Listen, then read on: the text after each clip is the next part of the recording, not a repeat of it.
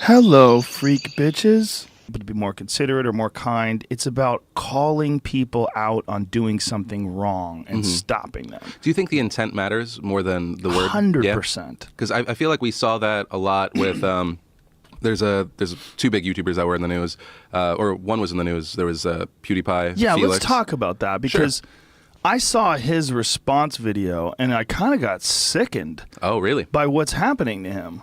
Oh, by what's happening? I thought you were saying his words. Well, it was crazy. It was crazy. The whole thing is insane. They're making it out like he's a Nazi. Right. And he's not at all. No, he had made some videos where he had told people to not be Nazis and to not to don't, you know, what was his exact words? I don't want to misrepresent him. So the thing is, it originally started with this whole Fiverr video that he did, and then Fiverr. Yeah, so it's like a website where you can get people to do things originally for $5, now for more money, and so he went through the site. It all started from this one video that got him attention. He went to Fiverr and tried to get people to do ridiculous, outrageous things. Okay. Right? Get a guy dressed as Jesus to say something weird. He got these. The main thing that blew up were these two guys. They're in like a jungle setting of some sort. They dance, they laugh, they'll hold up a sign, they'll say something. And so he was like, it's going to be hilarious because they're not going to do it, right? They're going to be like, thank you, but no. But they actually made a video where the guys were laughing and dancing, held up a sign that said, death to all Jews, and then said subscribe to a YouTube channel, right? The whole of like someone else, so not his. So he asked them to say death to all Jews? So he wrote in as like because in the same video, he gets all these people that are like, I'm not going to do the stupid, ridiculous thing that you said. But then they actually did it. The big reason I feel like they did it is they didn't understand what the words they were writing and the words they were saying. Oh, they're from another country? Yeah. What country were they from? I don't know. I'd have to double check. Okay. So they just essentially wrote down the symbols. They didn't really know how to even say the words. And so there it is. So there it is. Oh, yeah. And they're laughing. Yeah. And so I think this might be from his explanation video, but in the first one, he's like, why the fuck did they do it? Can I even include this? And so then that got a little traction, and then people started going through his other videos, and they were like, he's dressed up, he's watching Hitler in this one, taken completely out of context of him saying that the YouTube Heroes program, which was a program where people can highlight videos, or not highlight them, but mark them down for deletion because they're offensive, right? And so people were like, oh, that's censorship. You're talking about like, obviously hyperbole. It's like, those are Nazis. So he made that joke in that relation. And then there was one, I want to say if it was on The Verge or Wired, but then they go even further and they're like, he used Leslie Jones' picture on Harambe, taken completely out of context because he was using, there's this Microsoft AI bot, like this chat bot, and you'd say, let me see Harambe as Jesus. And either the AI was messed up or people had manipulated it, where it was putting Leslie Jones' face on it, and he was horrified by it. And that was the whole joke, but they were saying that he was doing it. So this is clear, like you saw him use the software, and you saw the error? If you try and use the bot today, a picture won't come up because now they are aware that that's what was happening. Oh. Right? And so they took all these things, and it was this crusade of, look, guys, we're looking at this bad guy. He's the biggest guy on YouTube. He's the bad guy. We're going to take him down. So much taken out of context. Some things are not defensible where I can't say it in the sense of, like you say, that words don't have power based on intent, and I think there's a lot of truth in that. Not saying words don't have power based on intent. I'm saying that words should just convey intent. Right. And there are times where there's times where like you see a friend, you go, "What's up, bitch?" And you know, you have and you're both laughing and you're being silly. And then there's times where you call someone a bitch, right, because you think they're being mean. Yeah. I mean, those two words are exactly the same, but one conveys a completely different intent. Right. But out of this, it was very obvious that they were trying to do this takedown thing, and it blew up entirely in their face. I think I saw. But has it? Because I don't think most people are aware. I mean, there was a Wall Street Journal article on it, right? Which was where it got really weird because 3 people worked on this and they combed through hundreds of hours. Yeah, I mean, and they found like instances of him holding his arm out like this, and they used that picture. Like,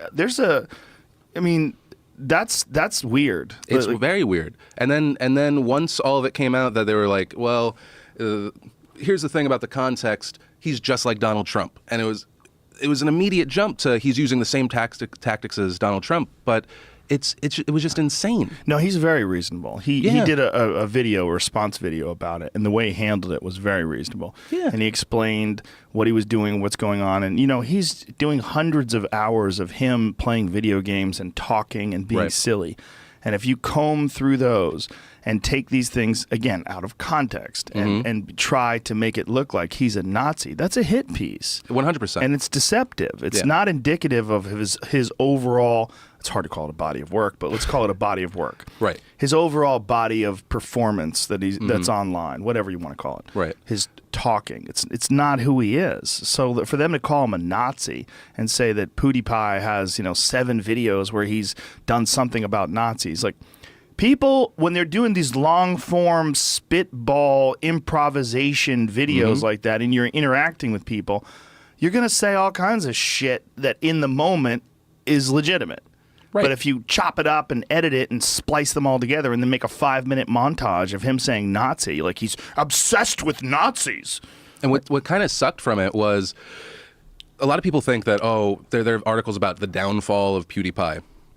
I think he's gone up 500,000, if not more than 1 million in subscribers since all of this happened, right? So he's gotten all this new support. He's a temporary face for free speech and persecution from mainstream media. Didn't he lose some that gigs? That doesn't matter for him, though. It sucks more for the people that were working on that project. Well, what was the project? So it was Scare PewDiePie Season 2. It was a YouTube Red series. So I think they were about to go into production, and so then that got canceled. So YouTube didn't want to fund that.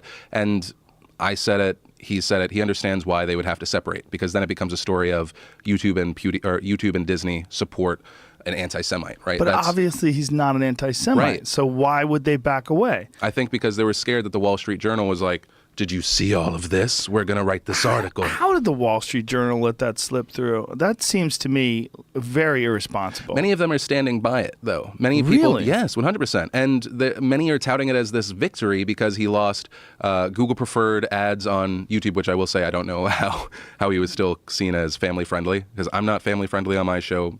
His past 2 years, at the very least, not family friendly. And then Drop by Maker. He doesn't need his MCN, his company around him, and the YouTube Red series is nothing. He's still going to make millions of dollars. He's grown.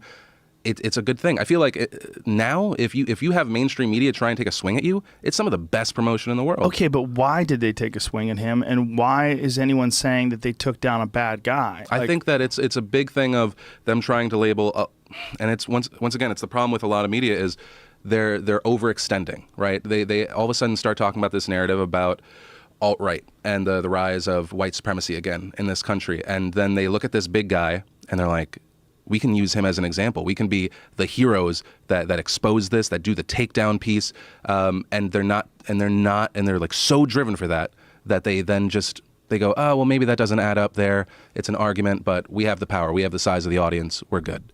And it just blew up in their face. So they were thinking they could get away with it even though it wasn't kosher. I believe so. What is their response so far? Do you know? Have you read anything about it? As far as like fans or no? Wall Street Journal post. Are they digging their heels in? I haven't seen that. Yeah, and then a lot of people started trying to find, as always, dirt on like the authors in the past. One was like a joke from 2015 because, and while part of me would go, well, that's petty. If the argument is that context doesn't matter, then fine. Then look at these guys, what they said a year ago. Look at what they're saying now. Look, the writers of the article. Like I think Ben Fritz was one of the writers where he made I never knew Jews were so good at frying joke. From way back, and then he made another joke about it was like a back and forth with someone where he said, these racial jokes are so stupid, and then someone said, they hit everyone, and he said, well, at least the black jokes are funny. Those ones are funny, and so people were like, well, if context doesn't matter, are you a scumbag? Right. And then people just dismissed it as, or a lot of mainstream people dismissed it as like, oh, that's not the same thing. How could anyone say context doesn't matter? That's insane. That's insane. That is an insane thing to say. Is that literally what they said?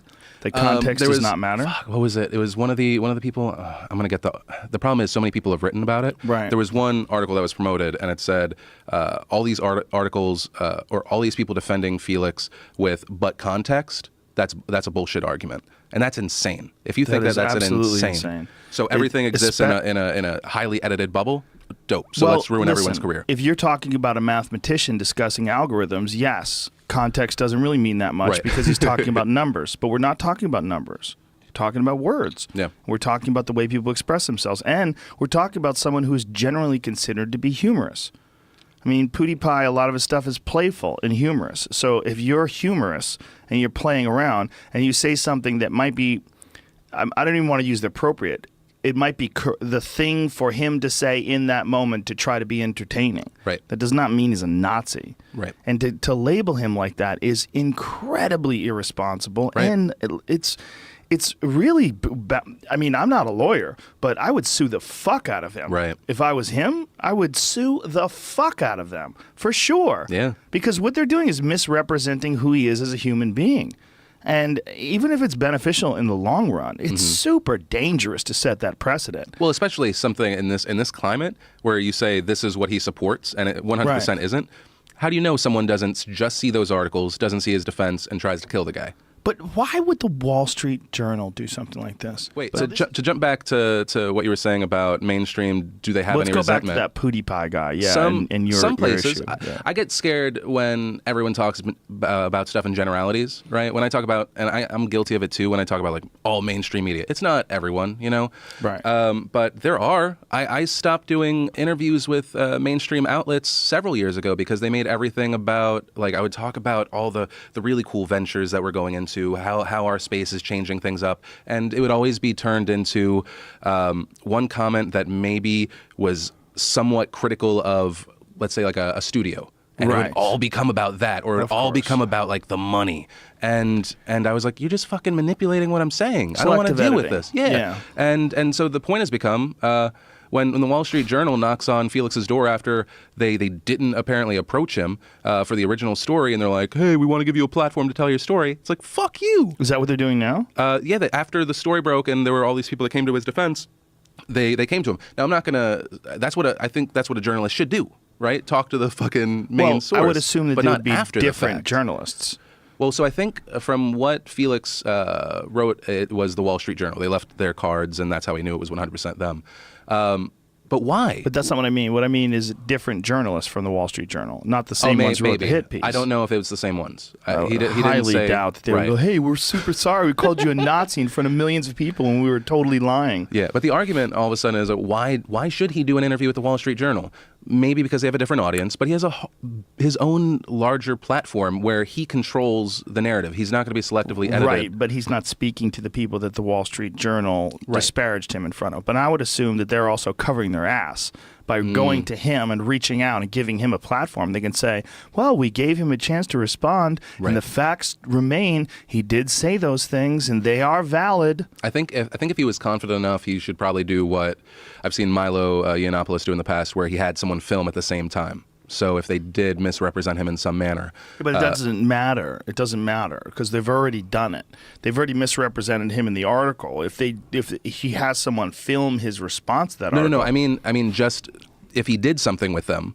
Right? If they did film something, no, I understand what you're saying. Film the entire thing just so you can show. But I'm saying it doesn't matter because they've already done the damage. The damaging thing. Like how many people who read the first thing are even going to read the second thing? Right. It might even be 30%. So you got 70% people. And how many people just read the Wall Street Journal and maybe a local paper and aren't online and aren't hearing all these responses? And they go, they catch their son. Oh, what are you watching? I'm watching PewDiePie. Oh, you watching that Nazi? That guy's a Nazi. No, he's not, Dad. You hate everything I like. And now that kid's doing meth for the rest of his life. I don't know about that. I think that it is sad, right? That's a huge problem with a lot of the fake news or just news that's false is the crazy salacious shit. Yeah. If you then look at the correction half the time, that gets like 20 times the shares. You know why? Because it's fucking insane. It's like, did you see this? Did you see this thing? And it's something that I've been critical of people I like in the industry, critical of a lot of the mainstream guys that I don't like. And it sucks because there's not a clear answer. Do you delete the false thing and then it looks like you're hiding that information? Do you? Well, you should definitely delete the false thing. But so if you that's my argument. But then there's an argument that you leave it up because you show that you were wrong. If it's on Twitter, you quote tweet it, but that still doesn't fix it because as much as we talk about bubbles and separation, that tweet, that promotion of a thing is separate from everything else in the world. Tweets are problematic anyway because it's 140 characters and it's very difficult to adequately explain some subjects in 140 characters. But if you put out some information that's not true, like this PewDiePie thing, Right. you absolutely should print a retraction, and you absolutely, if you have it still up on your website, the first thing you should say is this is all taken out of context and it's incorrect and it does not represent who this guy is, and you should absolutely not have those writers do that again. Right. I mean, whether you fire them or whether you assign, who knows what they were asked to do. This is another part of the problem. I mean, was this an independent thing that they decided to pursue on their own? Did someone ask them to do it? Was there someone who decided that this guy was a Nazi because maybe they tuned in at the very moment he was doing something? Right. And they're like, and some people obviously are very, very sensitive to that kind of stuff. So I think that's why it's important, especially on an editorial team of some sort, to have people with mixed opinions, because it's very easy to all of a sudden get railroaded behind an idea of just like, yeah, look at these 7 specific things. We're not going to say that it's out of context, but look at this information. We got this guy. We got this guy dead to rights, but it's all flimsy. Well, again, context, right? As soon as I mean, that is part of the problem with doing something like you do, and it's certainly part of the problem with a podcast, is if you're talking for 3 hours and you take these little snippets of those 3 hours out of context, it paints a completely distorted perception of who the person is. But that's also a problem with language in general. I mean, it really is a problem with, and it's certainly a problem with words. And that's one of the problems with these, quote, magic words, like that you're not supposed to say anymore, whatever those words are. You know, you give so much weight to these words that just taken alone on their own, they can get you in trouble. Just uttering the phrase as if it was a magic abracadabra can get you in trouble. I think it's important that we stop trying to, oh God, it rhymes and it's not on purpose. We have to stop just blindly hating and we try and educate, right? I think that... Don't blindly hate. Educate. It's an after-school special starring Philly D. Oh God, that sounds like straight up something from the kids, 90s. You're on a skateboard, you pull up. Don't hate, educate. Yeah. But Ding. I mean...